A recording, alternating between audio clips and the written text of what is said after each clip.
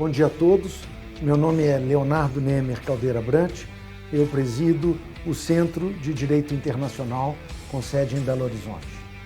É com muita alegria que eu saúdo a todos os presentes, saúdo igualmente os professores internacionais e nacionais que irão estar conosco durante essas 2 semanas, durante o 16º curso de Direito Internacional. Eu gostaria de dizer que, em primeiro lugar, esse curso foi todo desenhado num novo modelo online. Nós já estamos aí no 16º curso desse gênero.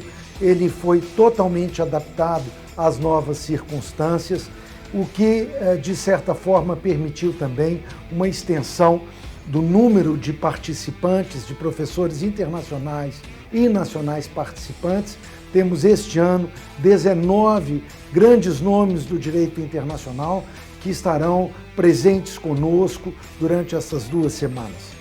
Num primeiro momento, portanto, eu gostaria de agradecer a todos os professores que colaboraram conosco, que estarão conosco nesse período, com palestras muito interessantes sobre temas dos mais variados do direito internacional. A todos eles, o meu muito obrigado. Em segundo lugar, saúdo e agradeço também aos alunos, aos estudantes que estão participando neste período de julho, conosco durante essas 2 semanas. O nosso também muito obrigado. Esse é um curso que envolve uma grande equipe do Centro de Direito Internacional, a qual eu tenho o imenso orgulho de colaborar e de presidir.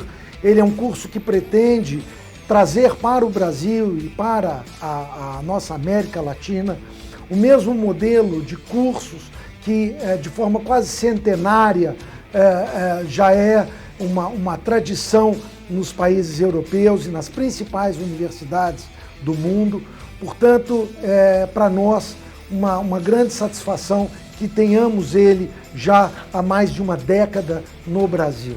O curso de inverno de Direito Internacional, com toda a sua abrangência e extensão, não seria possível de ser realizado igualmente se não fosse a relevante parceria e a confiança e o apoio da Fundação Konrad Adenauer no Brasil.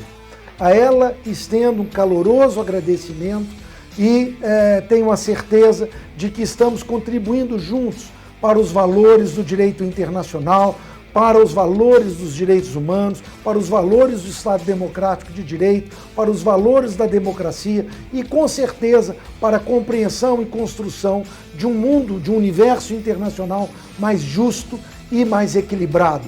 Portanto, agradeço de forma calorosa ao apoio da Fundação Konrad Adenauer no Brasil. Gostaria, portanto, de dar início ao 16º curso de inverno de Direito Internacional, esperando que todos tenhamos 2 semanas de muitas atividades e aprendizado. Um forte abraço a todos.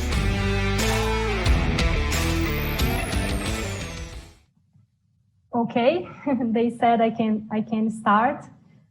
So, hello everyone, welcome to the 16th edition of CEDIN's International Winter Course. My name is Amina, and I'm really honored to be introducing our first guest today. First, I want to thank Professor Leonardo Nemer for trusting me to be here today, and I want to also congratulate him for idealizing this incredible meeting with the most notable professionals of international law of our time. I want to also congratulate CEDIN's staff for the incredible job on promoting the development of international law in Brazil. So our guest today is a distinguished professor from the oldest university in the Western world, which is the University of Bologna. It's from 1088. So Bologna is also known as the Alma Mater Studiorum. That means the nourishing mother of studies. And that's so beautiful and so powerful. It really feels like a privilege.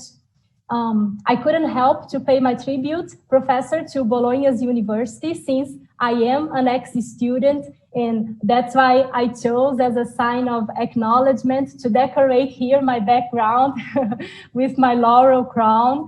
For those who don't know, the laurel crown is a symbol for recent graduated students in Bologna. So when we graduate, there is a ceremony where we put this crown on our head and we walk the streets of Via Zamboni, feeling the power of the legacy of Irnerio or Baldo degli Ubaldi and all the glossatori and commentatori who reconstructed the Roman law.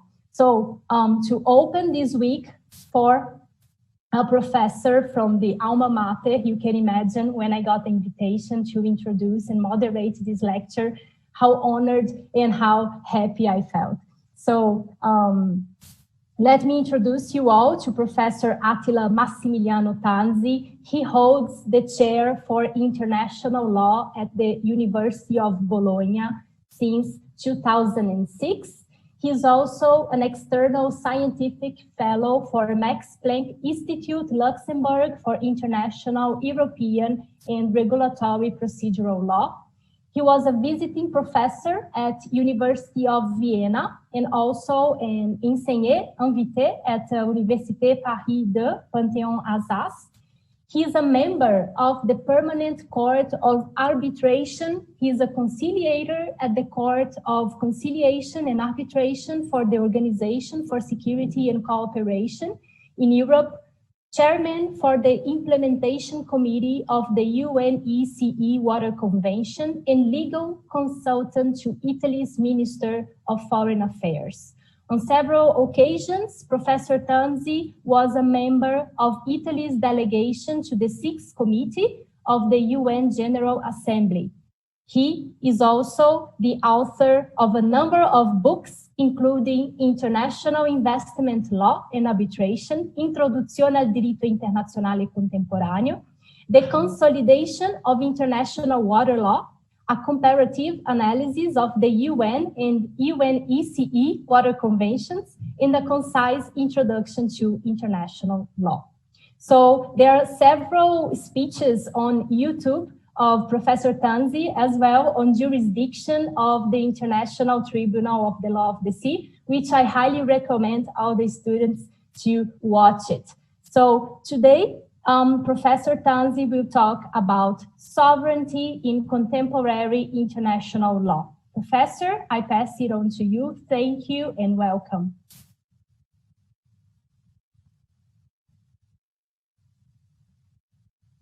We can't hear you yet. Your microphone is muted.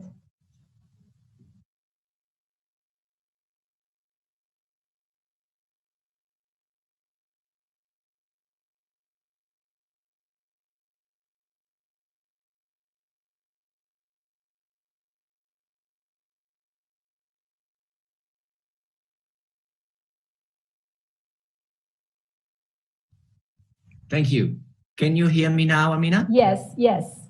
Lovely. Well, thank you very much, Amina, and thank you to the organizers for having been so kind as to invite me and have you introducing me so kindly. And it is a pleasure to understand that you have been one of our alumni, and that creates an extra strong bond between my university and your institution through the two of us. And I thank you also for a very kind introduction, and I will try and live up to the expectations. For my opening lecture, I have chosen a topic which discusses chief systems. Tomorrow I will address more particularized areas of international law, such as international procedural law, which is no less systemic, I must say, and we will get to that tomorrow.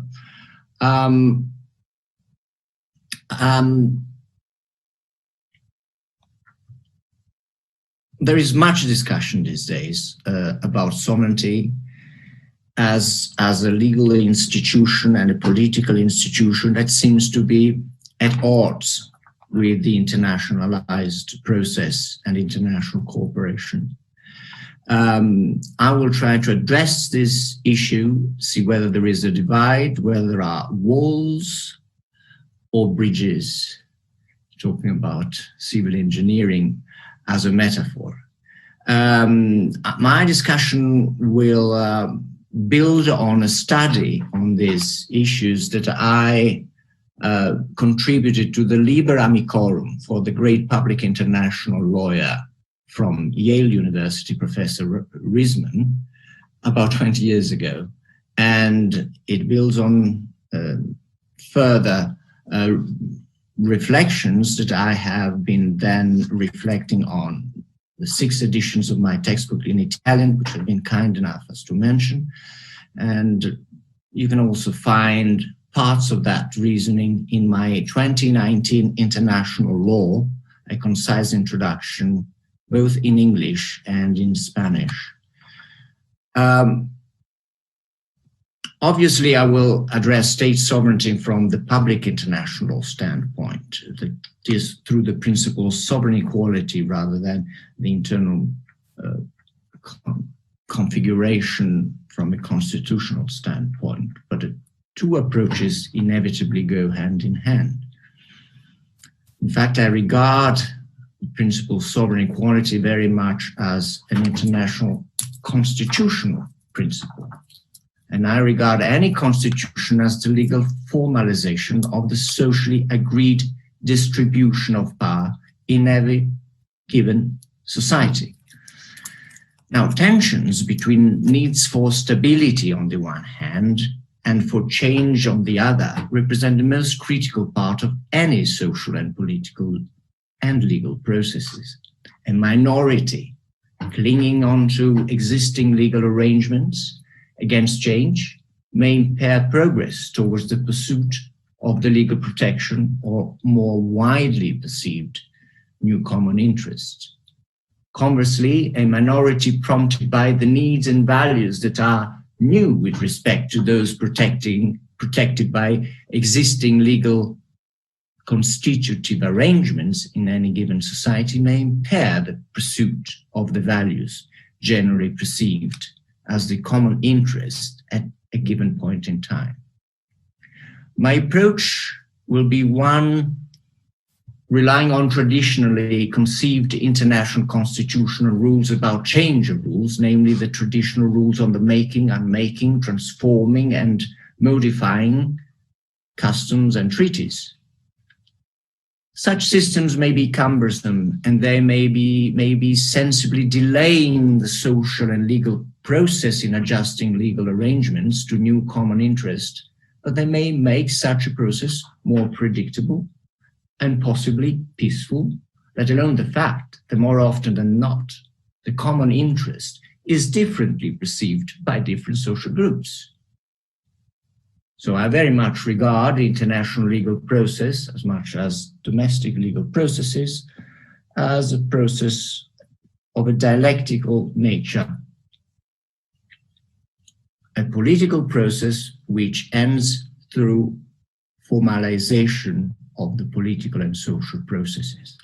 Ever since the start of the precarious modern regulatory setting of interstate relations in the 17th century, the great scholars of international law have all along put their thoughts on the constitutive principles of the international legal system, basically pivoting around the principle of state sovereignty. Nonetheless, the term constitution,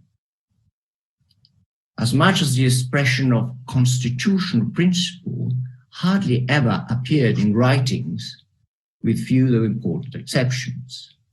Over the last few decades, particularly since the end of the Cold War, the so-called debate on constitutionalism in international law has increasingly come to the fore. One of the main tenets of this approach at the beginning of this century seems to be that of the constitutionalization of the international community, one which has been posited that could be achieved only through the marginalization of the role of sovereign states. On the other hand, over the last about 10 years, international state practice has taken an opposite direction, and to the extreme. That is, as if international law and its legal obligations were in denial of state sovereignty. Therefore, I attempt to look at state sovereignty in a multipolar world as still the basic pillar of the evolving law of the international society, from what may be considered as an international constitutional law viewpoint, but in moderate terms. To that end, I would start from the assumption posited by the great Professor Georges Sell, whereby, and I quote, "There is a constitution and constitutional rules insofar as one is confronted with the making of normative rules aimed at meeting the essential needs of social relations and at providing, even though in a rudimentary fashion, the means for the enforcement of such fundamental rules." End of quotation. My charts follow another mainstream assumption, namely in the world of Helmut Steinberg, that, and I quote again, "The history of the notion of sovereignty in international law is almost identical with the full-scale history of international law." End of quotation.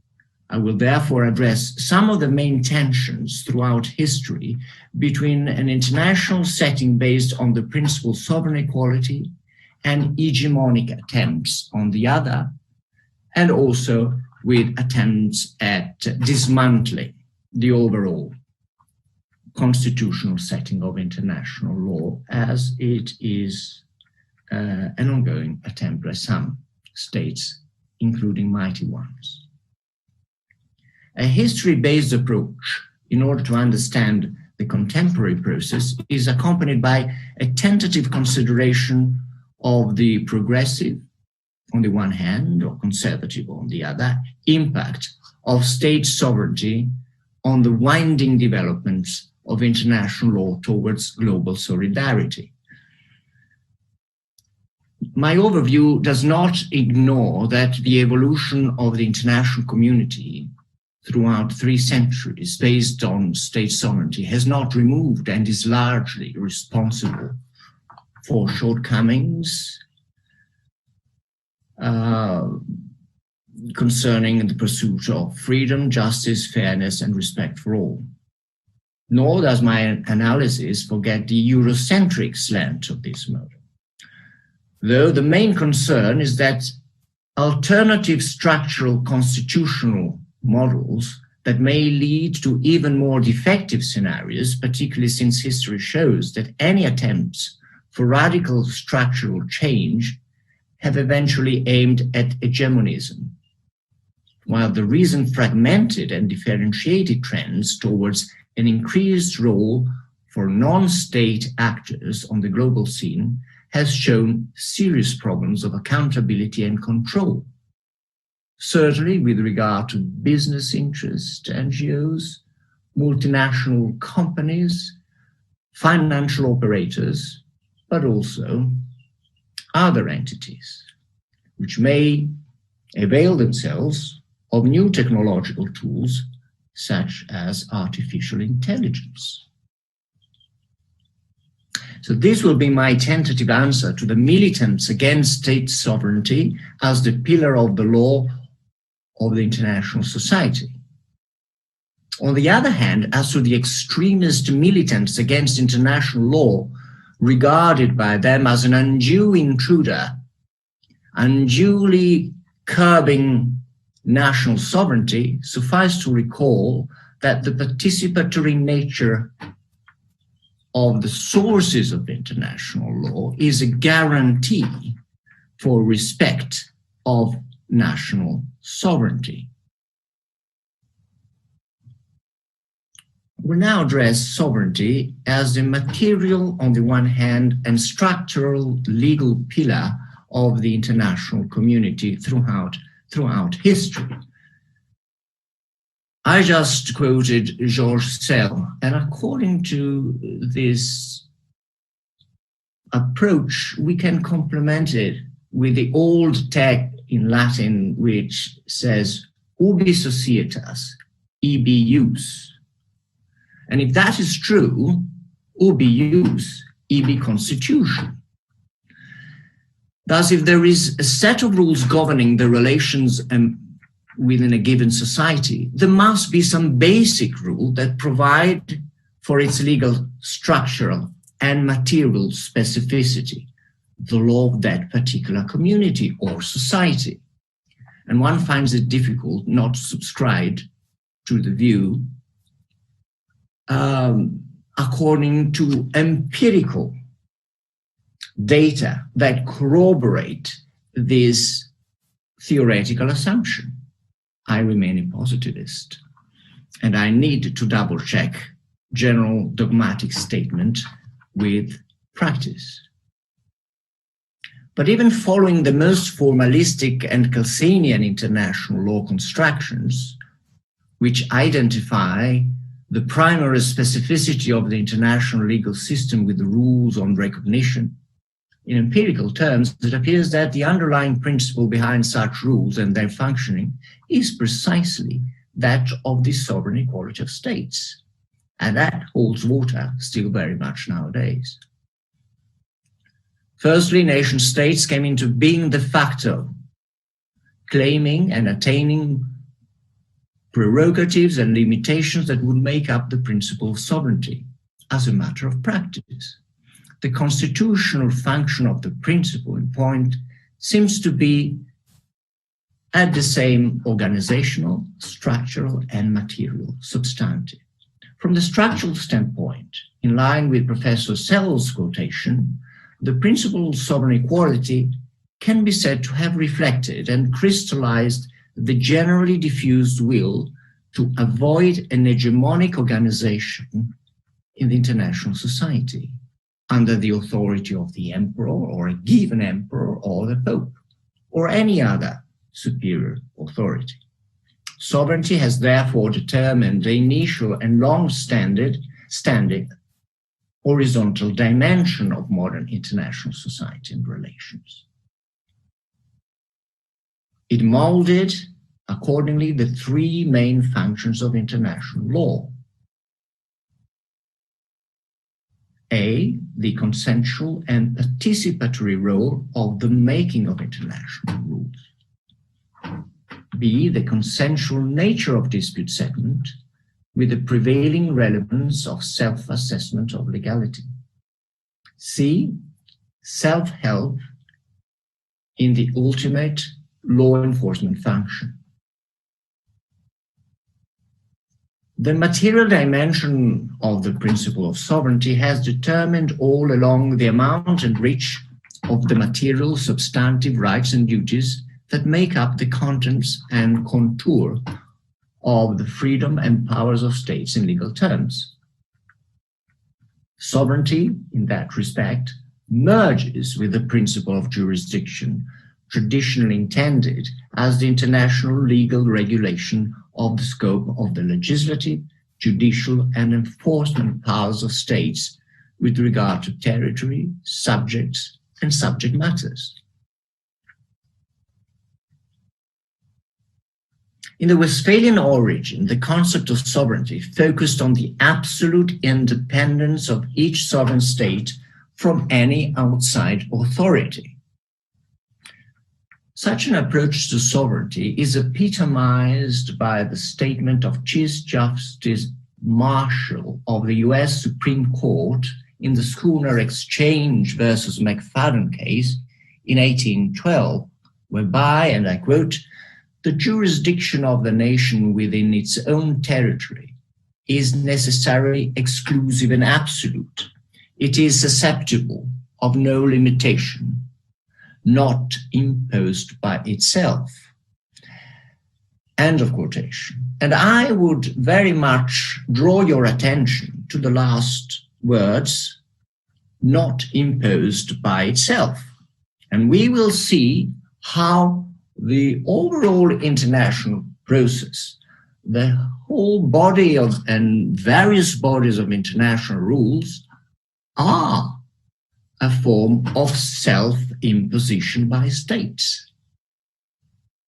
in the sense that there is no international rule which is not produced without some kind of participation by its recipients.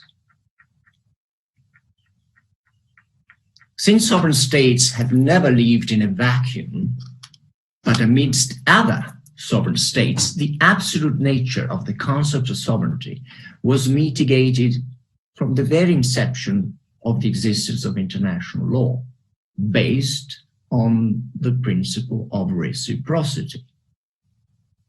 Suffice to consider the traditional rules on the treatment of aliens, the treatment of state organs, those on the exploitation of shared natural resources, or the rules on warfare. The making of all such international rules stems from the very exercise of state sovereignty, even though they may involve, for utilitarian purposes, some forms of constraints on states, including the exercise of domestic sovereignty, or primarily the exercise of domestic sovereignty for utilitarian considerations based on reciprocity. Going back to the absolutist statements just quoted by Chief Justice Marshall, they should be simply taken as restatements of their rejection of any subjection by states to any superior entity. This is absolutely not in contradiction with the principle of the subjection of states to international law, insofar as international law is precisely the result of the lawmaking by nation states through custom and agreements. As emphasized by Professor Briley, sovereign independence of states, and I quote, does not mean freedom from the law, but merely freedom from control by other states, end of quotation. As stated by the Permanent Court of International Justice and the treatment of Polish nationals in Danzig, I quote, a state cannot adduce as against another state its own constitution with a view to evading obligations incumbent upon it under international law or treaties in force, end of quotation. More recently, Professor Schachter confirmed this basic principle in the following terms. Quote, no state nor its autonomy or sovereignty is absolute in law. It is limited by international law, which is the prevalent positivist conception viewed as the collective expression of sovereign wills, end of quotation. Through the ancillary principle of formal equality of states, the principle of sovereign equality provides a containment to unilateralism and to unlimited freedom in conjunction with the other ancillary principle of reciprocity. The principle of sovereign equality merges in that respect with that of the mutual independence of sovereign states, which is further articulated through two other constituent material legal principles: non-intervention and par in parem non habet imperium. You cannot subject to your domestic jurisdiction a foreign state.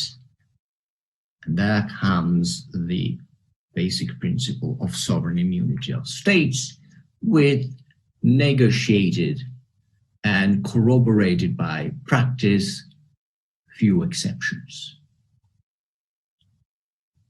Through the exercise of the lawmaking sovereign prerogatives of its members, the international society has brought about a gradual shift from an exclusively synallagmatic bilateral legal protection of their individual material interests towards the production of rules for the protection and enhancement of some global solidarity values. one can make the case that despite the proliferation of international institutions, such normative progress has been more significant on the material law level rather than on the structural, operational, and functional one, with special regard to adjudication and enforcement.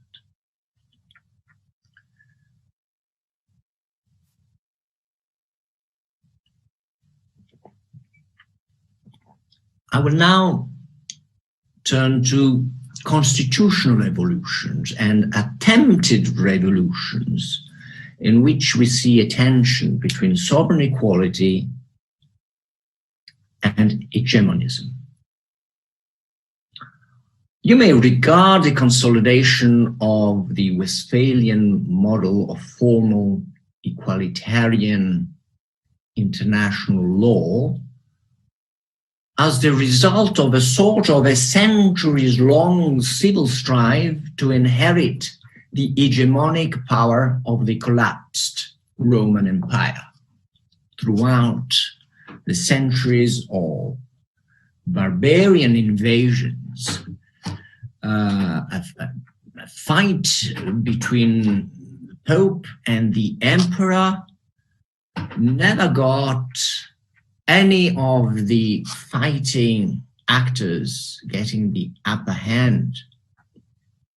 After the final clash of the 30-year war, the horizontal legal setting based on sovereign equality emerged from the peace treaties of Westphalia. Now, just like in the bourgeois constitutional democracies of the 19th century, in international law, such equality was one of a primarily formal nature, very formal and legal formal kind of equality, equality before the law. One further qualification of the principle of sovereign equality in its original version is its mainly European-centered approach. This paved the way for the colonization of a large part of non-Christian peoples on the planet. No objection to the injustice that it legally justified throughout a number of centuries. Sovereign equality provided the basis of a minimal regulatory regime of coexistence within the minimal regulatory setting of free competition, free and tough competition of an economic and military dimensions. Such a regime has not only allowed for a significant amount of material inequalities at the international and domestic levels alike, it has also allowed for and has been subject to revolutionary attempts to reverse the system from its horizontal setting into an hegemonic one. I may recall the Napoleonic project, as well as the Bolshevik internationalism and the Nazi Reich. More recently, there have been attempts at unilateralism towards hegemonism at the beginning of this century by the US foreign policy. The common thread through all these hegemonic attempts is precisely the design to abolish the principle of sovereign equality through the breach of the corollary principles of non-intervention and political independence and territorial integrity. The constitutional evolution of international law, the international law of coexistence among nation states, may be seen to have proceeded along the path of the growing self-limitation of sovereignty through customs and treaties. On the institutional and organizational functional side and external sovereignty side, this process of utilitarian self-constraint has brought about well-known developments towards multilateralism and the establishment of a wide array of institutional settings. and they are of an intergovernmental nature in their essence. Member states still exercise elements of foreign policy within their context, the context of international organizations. They operate their external sovereignty when they negotiate, say, in the General Assembly of the United Nations. B, even when the statute of a given international organization does not provide for denunciation or recess, it is generally agreeable that member states may well exercise their foreign sovereignty to the full extent, thus quitting the organization. We have a regulated mechanism of recession, for example, to leave the European Union, and that is what United Kingdom is finalizing its process of doing that. We had NAFTA. The United States decided to renegotiate it, and so it did. And the United States decided to quit the World Health Organization. Now, member states are far from relinquishing their sovereignty when they choose to become parties to an international organization. Were they to relinquish their sovereignty, they would be transferring their sovereignty to a supranational institutions, which, if that were to be the case, would eventually become itself a sovereign entity, as much as a federal state. But if states do not want to transfer their sovereignty onto another entity and make it a state-like entity, that will not happen. The recent major institutional developments concerning the establishment of the International Criminal Jurisdiction in different forms and shapes, either through tribunals set up by the Security Council or based on a treaty like the International Criminal Court, equally depend on the collaboration by nation states and the expression of their agreement and will, namely on the exercise of their sovereignty. If we go back to the material level of our discussion, well-known developments have taken place over the last 8 years towards the pursuit of general indivisible interests of the international community. We have had the introduction of the so-called erga omnes obligations and jus cogens, take the ban on the use of force, human rights, prohibition and repression of genocide, the rules on the protection of the environment, at least some of them, and the rules on conservation and management of natural resources, at least some of them. Now, the principle of the existence of jus cogens as a separate category of rules superior to the generality of rules because of the importance of their contents is absolutely, or was absolutely unknown to the horizontal bilateral original setting of the traditional Westphalian model of international law, which produced sovereignty. But it was through the exercise of sovereignty that that category of rules has been brought about by the international society through the international legal process. It actually appeared in the Vienna Convention of the Law of Treaty under Article 53, which was the production of the lawmaking process by the express will of states. Let me turn to the issue of sovereignty in relation to the tensions between the material and organizational, functional legal developments. And let me introduce the concept of some kind of soft jus cogens, in the sense that we have witnessed a tremendous development as far as substantive law concerning jus cogens.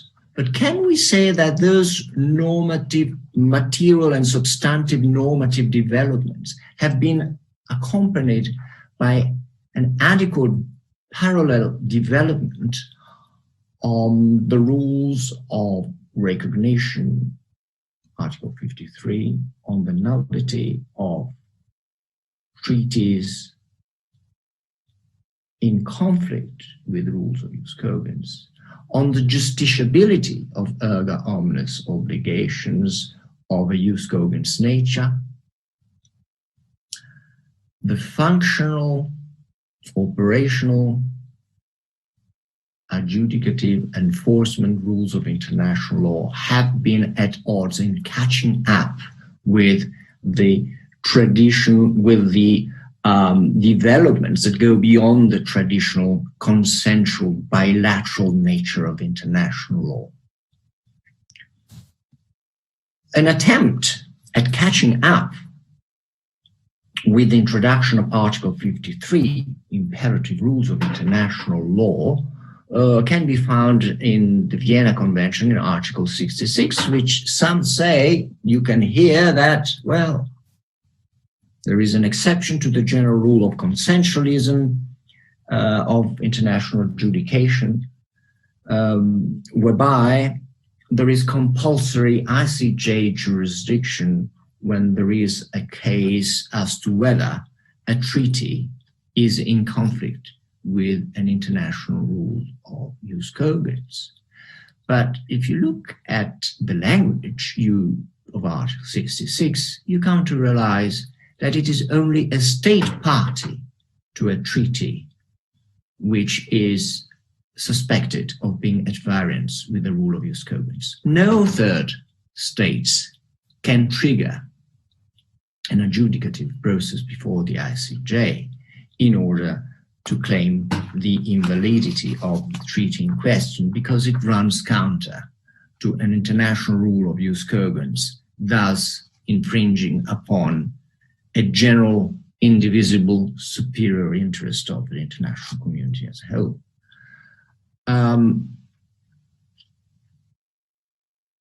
International adjudicative jurisdiction is still based on consent.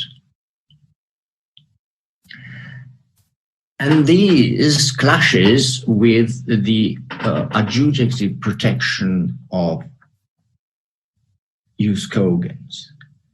An example,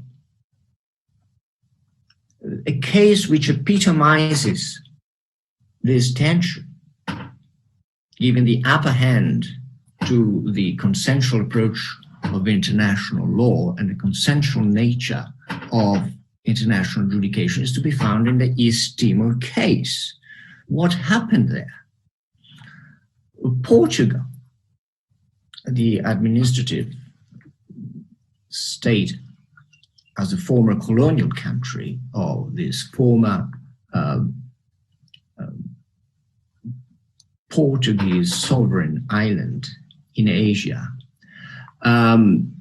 sued before the ICJ Australia, because Portugal, claimant state, argued that Australia was exploiting natural resources around East Timor in a way which would infringe the right to self-determination and permanent sovereignty over natural resources, oil resources, by the East Timorese people. Fact is that the conduct complained of by Australia in exploiting the natural resources within the boundaries of East Timor and its continental platform was conduct which would amount to performing a treaty between Australia and Indonesia. Therefore, the International Court of Justice applied an adjudicative principle whereby it could not pass judgment on the conduct of a state, Australia, which had consented to the jurisdiction, if its judgment would in any way affect the rights and duties of a state which had not consented to the jurisdiction in that particular case and was not a party to that particular case. This is a patent example of how the consensual basis of international jurisdiction based on bilateralism stood in the way of the assessment, interpretation, and application of an international rule of a jus cogens nature, such as self-determination and the permanent right of sovereignty over natural resources. And that depends on the statute of the International Court of Justice. Changing the statute of the International Court of Justice, which is an integral part of the Charter of the United Nations, would require a weighted procedure under Articles 108 and 109, not an easy legal diplomatic task.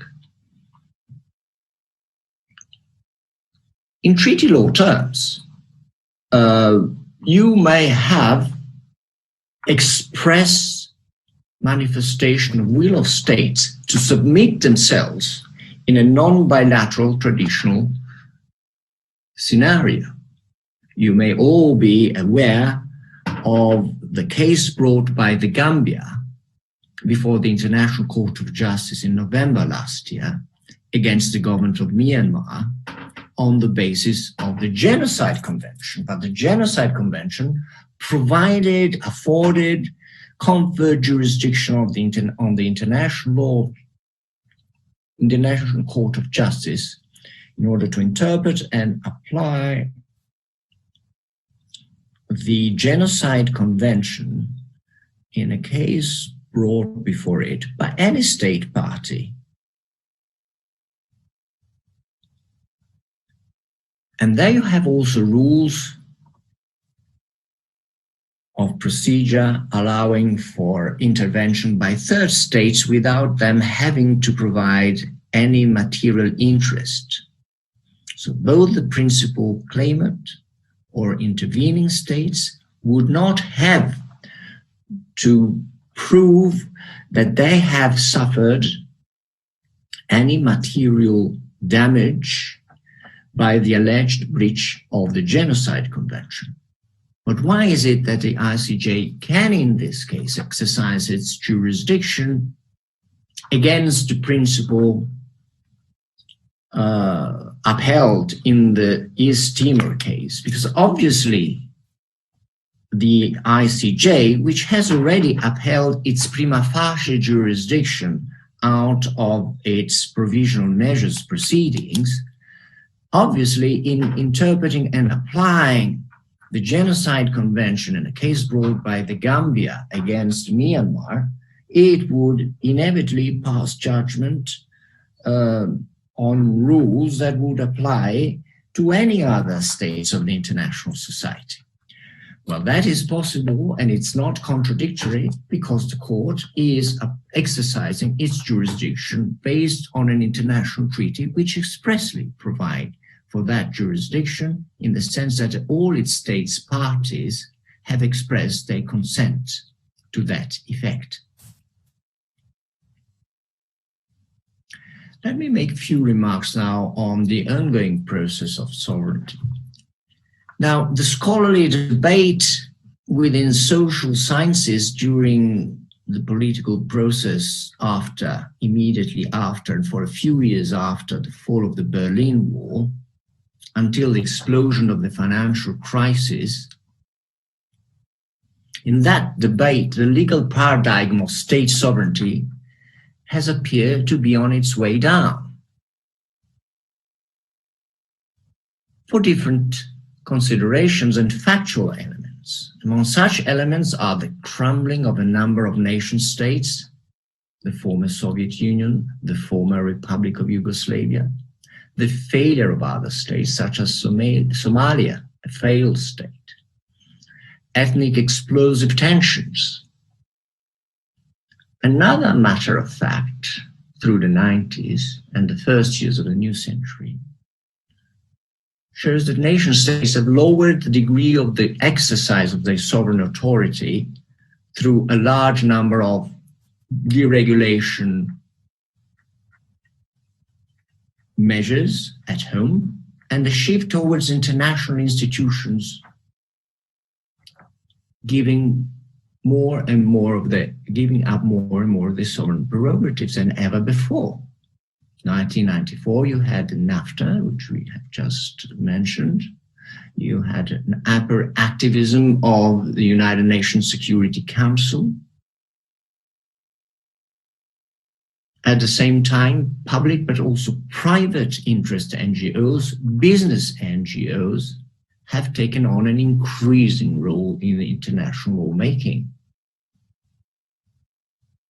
They've been allowed to take part in international intergovernmental negotiations, promoting private interests.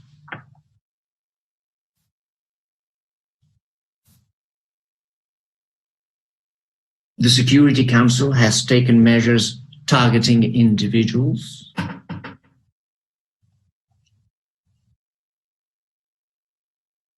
The financial and economic and communication aspects of globalization have increased the autonomous role of business actors and their capacity to interact largely, irrespective of the state authority, regulatory enforcement control.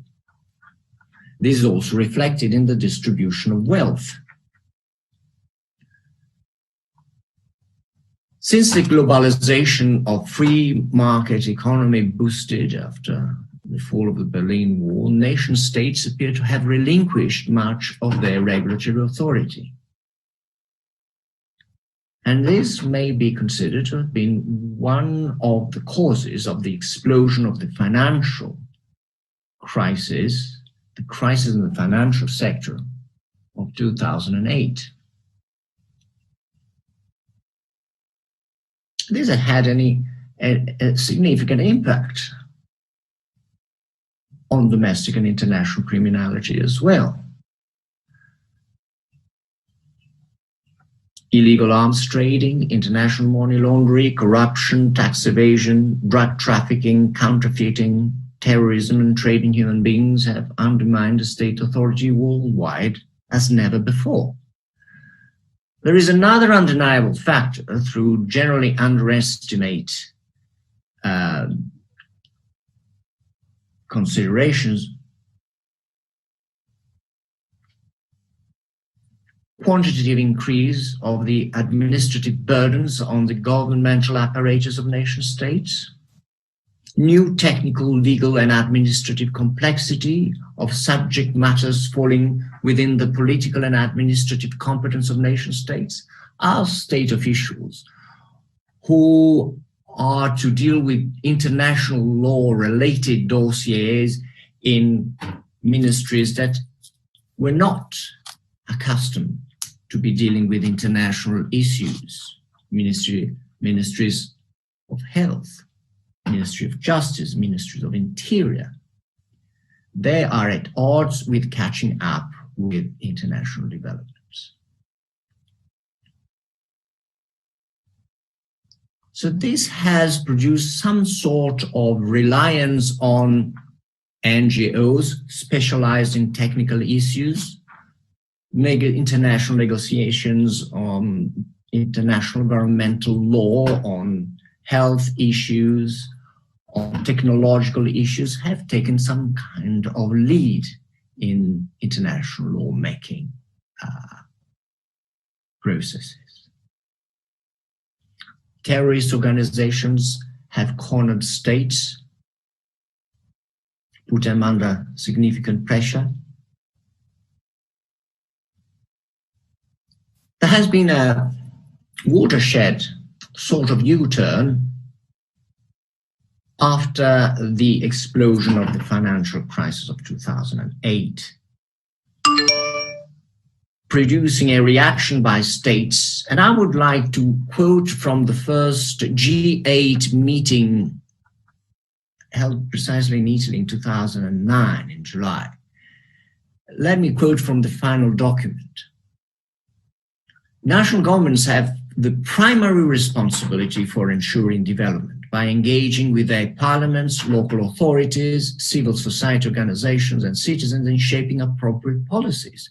We will continue to support partner countries' efforts to increase domestic revenues through modernized tax, customs regulations, improved revenue collection capacities, and effective fight against tax evasion, illegal financial flows, and corruption. End of quotation. So this document marks a revival of national sovereignty control. Ever since then, one may then testify to the shifting to the opposite trend, nationalistic exercise of sovereignty. One epitomizing example is the long string of the United States Supreme Court cases concerning the interpretation and application of international treaties, with special regard to the 1963 United Nations Convention on Consular Relations. From the Beard versus Green case to Medellin case to the Legrand case, the domestic Supreme Court of the United States has simply slapped in the face of international law, as if international law was simply represented by the interpretation of international law by its Supreme Court. But this was not only the US Supreme Court. In 2014, the Italian Constitutional Court, for one, simply rejected the ICJ decision on the Germany-Italy case on jurisdictional immunities, finding that curbing the right to access to justice by the heirs of the victims of Nazi crimes for purposes of the exercise of civil jurisdiction for damages 70 years after the occurrence of the events would be unconstitutional. The United Kingdom also witnessed another example of this trend of ultra-sovereignist nationalist legal nationalism by submitting a proposal, a bill for the repeal of the Human Rights Act of 1998 with the British Bill of Rights, with the view to reverse the direct applicability of the European Convention of Human Rights and of the judicial decision of the European Court of Human Rights. The Russian practice is also exemplary of this trend. While in 1993, the Russian constitution enabled the 1993 Russian constitution was absolutely internationally oriented, whereas in 2015, an amendment has been approved whereby the Russian Constitutional Court could declare an international judicial decision non-executable. And we have other examples in that direction. The Donald Trump administration has prompted the American Society of International Law to make the following statements after his election, and I quote, "During the 2016 elections, presidential candidate Trump appeared to call into question a number of international commitments that were binding on the United States.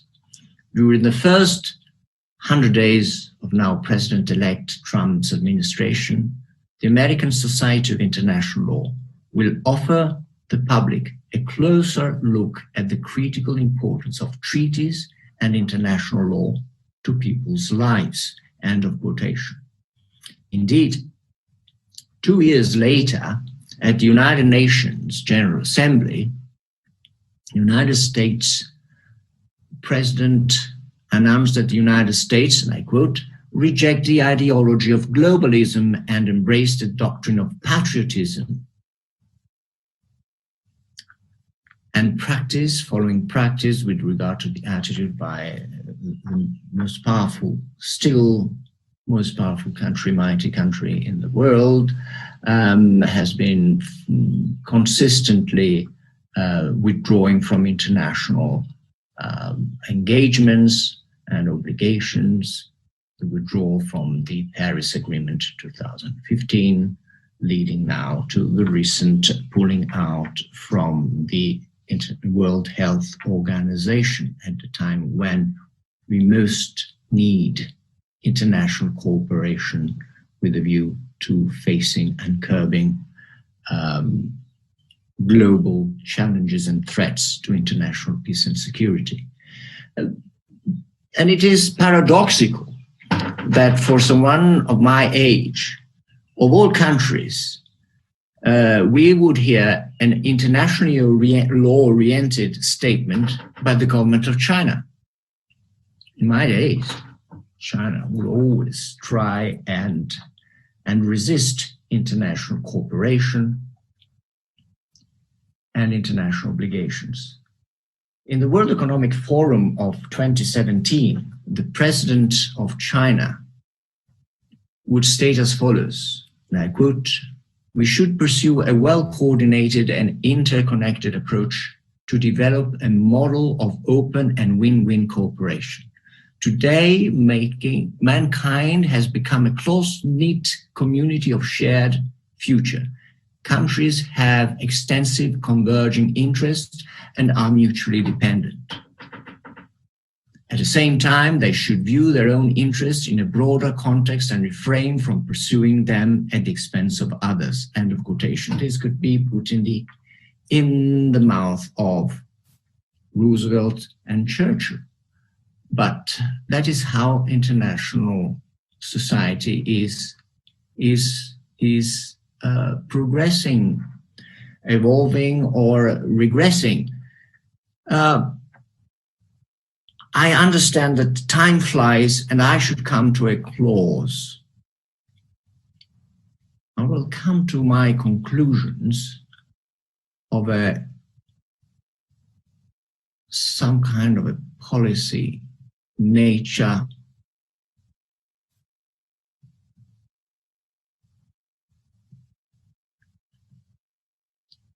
On the one hand, doing away with the paradigm of state sovereignty as a constitutional distribution of world power may lead to subjectively undesirable scenario.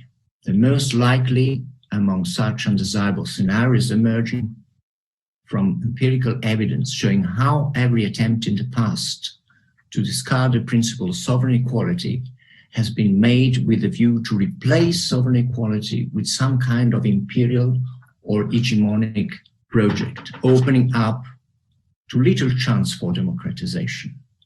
Today, the threat could come more from private, mighty actors than from states. Actually, the most mighty state still around, the United States, is actually withdrawing from any hegemonic project. On the contrary. On the other hand, we have an increased nationalistic protectionism precisely in most powerful countries such as the United States, but also in Europe, small, medium countries.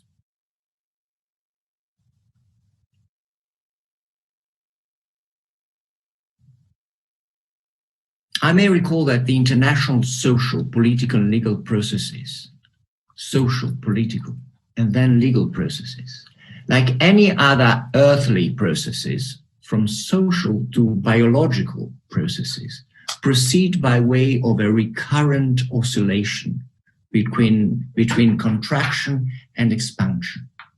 On the international sphere, this is reflected by the movement of the pendulum between outward transnational cooperation in the pursuit of common interests, taking 1945, and inward nationalistic protectionism, go back in the 1920s and 1930s, and look nowadays. The increasingly global challenges, though, nowadays, take climate change, massive environmental migrations, pandemics, international financial and economic crises. They all call for coordinated and cooperative global responses. That is international governance. Governance through international institutions operated by the rule of law. Now, international law requires socially strong, cohesive, and pacified nation states for that to be possible. For international cooperation to be possible, you need strong, cohesive, pacified nation states. Unfortunately, nowadays, as a sign of decadence of the Western civilization, including its expressions and byproducts in all continents, well beyond Europe and the United States, one is confronted with increasingly harsh internal divides between extremist social, cultural, and political values and trends. This can be regarded as a form of a micro-social malaise. Split societies are just like split personalities in individuals when they are affected by malaise. And this happens everywhere. Certainly the law cannot cure and not even change society. But problems in the functioning of the law are warning signals of the social problems underlying the legal process and the international society as a whole. Now, the awareness of the problem is the first precondition of the problem to be addressed. Proposing to look at the problem from such a legal lens ends my function. I should stop there. It will be for political scientists, sociologists, and social psychologists to address the matter, for politicians and citizens. But it would be negligent of me to teach and research and apply the law as if I were separate from social and political realities. And from a political science perspective, I would strongly suggest you to have a read of the recent analysis carried out by Professor Francis Fukuyama in his book, Identity. There, Professor Fukuyama advocates an inclusive approach to the national, social, and constitutional processes where minority values and interests are protected and promoted, but in an inclusive rather than divisive way, so that it may not, the promotion of such minority values, undermine, but rather enhance national values and identity. This would not amount to inward nationalism, but would be a way to pave the way at home in the domestic dimension for the enhancement of the principle of international cooperation and accountability. Only then we could have a system of nation states complying within their domestic jurisdiction and in their international relations with the principle of due diligence. This could only be the result of individual and collective self-constraint by sovereign states, and the result of the pressure from transnational civil society increasingly aware of the benefits for all deriving from the pursuit of the common interest. I stop there and I thank you very, very much for your attention.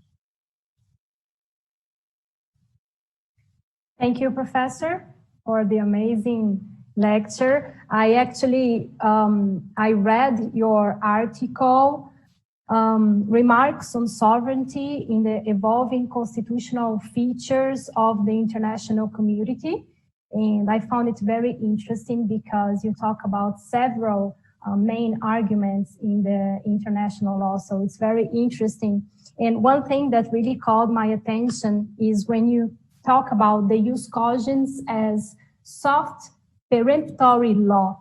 That's very interesting because I research on refugees. So under human rights, international law, and we see this kind of norms a lot. Norms that are in hard law source, right? Like a convention or a treaty, but it has a soft content when the convention itself does not give a precise definition of it. So it's very curious to study this relation between these, as you call, soft peremptory law when we see them in hard law sources of international law. And one thing that really called my attention as well is that you mentioned the China resistance for international cooperation. And I would like to understand better because I know that you have a very active work about international investment law. So since China has this big power on investment all over the world, how are we going to conciliate this resistance to international cooperation with this very powerful economic force in international investment law? Thank you very much. Obviously, I believe that all nice and good and virtuous rhetoric that I just quoted from the President of China, as much as in the late 40s, 1940s, by the United States of America, were very much an attempt at providing for eloquent legal principles that may promote their economic and financial potentials. And you can very well say that the International Monetary Fund, the World Bank, other international institutions were much in line with the promotion of the leading interests of the leading powers at the time. When the United States offered the Marshall Plan to the former Soviet Union, and the former Soviet Union and its satellite countries turned it down, that was a very short-sighted and very ideological-based and confrontational-based approach by those countries, which eventually led to their dismantlement. And that is an example that when you have new or old superpowers and you really want to take advantage of international law, at the end of the day, international law is not just useful, or the law is not just useful for the elite or the ruling power in a village, in a nation state, or in the international society. The law is most useful as language and a framework for negotiation for middle, small nations in international law. And we need to negotiate according to the rule of law on making rules, modifying rules, or changing the rules. And even powerful countries such as the United States, if you look at the pendulum of history, would only have a great interest in becoming a champion of international law abidance with a view to using the international legal platform as a platform within which to contain and regulate the shift of power, the governance of the shift of powers between the Western society and Asian superpowers, namely China, in order to have a diffused and, let's say, legally protected shift of powers, rather than provoking through unilateralism sudden, immediate, abrupt shifts of powers from the Western world to China. And that requires negotiations. In order to require negotiation, not at the bilateral level. Look at what international law on non-proliferation, nuclear proliferation, did so far over the last 5 years.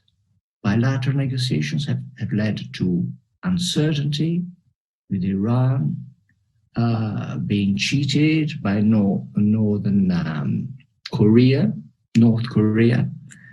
So when it comes to international economic law, we really need to contain big, serious unilateralism by China with making full use of the tools that international law, as produced at the end of the Second World War, offers to all of us, United States, Western countries, medium and small-sized alike. I hope this addresses your question, but you can specify more detailed questions and I'll be happy. Thank you. It's perfect like that. There are many questions from the students and everybody that is watching us. And some of them, they ask about exactly how the pandemic will change our concept, or if it is changing our concept of sovereignty. And another person, now I forgot the name, but I remember the question. She's asking how the non-actors, like non-state actors, are changing the concept of sovereignty as well. Right. I will try and address the two questions separately. Okay. Now, the pandemic has submitted to the world the crucial questions of our future, our common future. It has showed that global challenges do not recognize boundaries. We have serious global challenges to the survival of the planet, to the well-being of the peoples, and that you need to address pandemic. I mean, I myself, that I'm speaking before you now, back in February, thought first that it was more of a Chinese problem. Then I thought it was more of a northern eastern Italian problem. I was in Latin America in February, and I said, maybe this is a safe haven. It was in Argentina. Then, week by week, we've seen that it has affected the whole planet. And as it often happens in a family, when you have a problem coming from outside, you start quarreling inside. And unilateralism becomes, I know the best way to escape the threat. I will not bother with coordination. I will save my life. Because here you have also the big dilemma. Shall I protect my people from the economic and financial consequences in the future of the present sanitary health emergency? maybe I will find a shortcut. I will sacrifice a number of lives. I am prepared to undertake a major death toll, but my country will be the first one to revive economically. I mean, at the end of the day, we are all suffering from both major health casualties and from economic damages to an extreme extent, and perhaps we haven't seen it enough.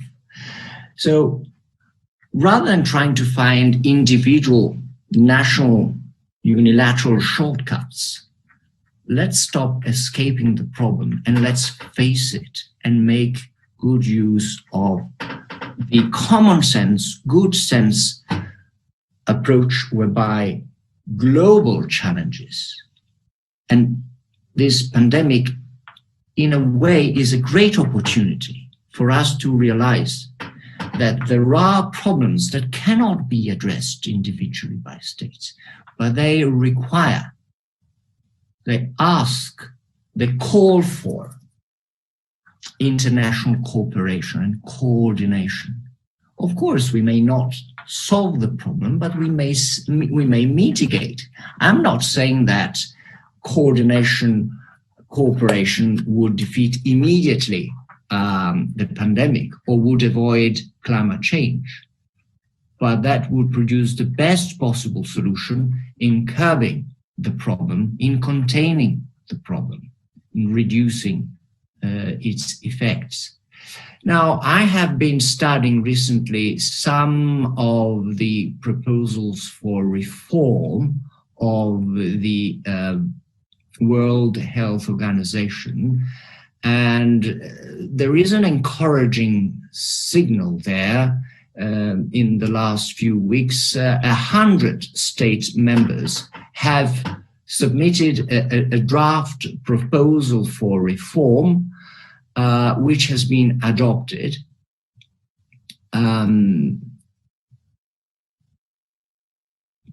But there again, that was an independent committee, public committee was set up and produced a report on the 19th of May, producing draft formulas for reform, but the United States has pulled out. So that is not a good answer. There are mechanisms for dispute settlement between states and between states and the organization. But some states, those who have problems with the organizations, have decided not to make use of these legal tools. So as I said, my role as a lawyer ends there, signaling the problem. The solution is a political, social one. But it is good that those who have the legal tools of understanding can emphasize, draw the attention that there is a problem, and the problem is division, split attitudes by, say, 100 states members of an international society advocating for constructively advocating for a reform of WHO, and mighty ones, middle, small powers pulling out or just ignoring the system to work. As I say, as you know, one of my specialization is water law, and I always make this reference to this maxim: you can take the horse to the water, but you can't make it drink. True, you can take it to the Amazon, to the water of the Amazon, a horse, but you can try and pull the head down, no way. If the horse pulls back, no way. So the water is there. The chances for decent survival of the planet are there. Cooperation, migration challenges, climatic migration challenges, demographic explosion, food shortage, water shortage. Those are global threats that require coordination. The international legal framework for tackling these global emergencies and enhancing the global commons are there. But if states are not wise enough, these statesmen and stateswomen in their majority cannot make it to make appropriate use of the legal tools. There's no way. But for us lawyers, we have a mission: keep on drawing the attention of those who can make use of these tools to actually make them available. Mm-hmm. There was a second question. Can you kindly, Amina, remind me the other question? Sure. Thank you for the answer for this question. I think it's a very important way to look at the problem for us as professionals and as students of international law, and to see exactly until where our capability and our ability and it goes, right? So we don't overreact at looking at certain problems. The other question was about the non-actors, states in international law. We have a few minutes because we are running out of time already, Professor. I will be very short. I mean, I have already alluded to that. I mean, there was a time when it was taken for granted that everything which was governmental was bad and everything which was non-governmental was good. I mean, particularly in the times of the Cold War, you would assume that state officials from the former Soviet Union, and I suppose that you would be right if you would think so, would just be against human rights. So we had NGOs in the field of human rights, we had Human Rights Watch, we had Amnesty International, and they were absolutely in good faith. Of course, they might at the time not be considered as objective by Soviet countries and China at the time included. But then they were a tremendous instrument in the promotion of human rights, the rule of law, and constitutional democracy.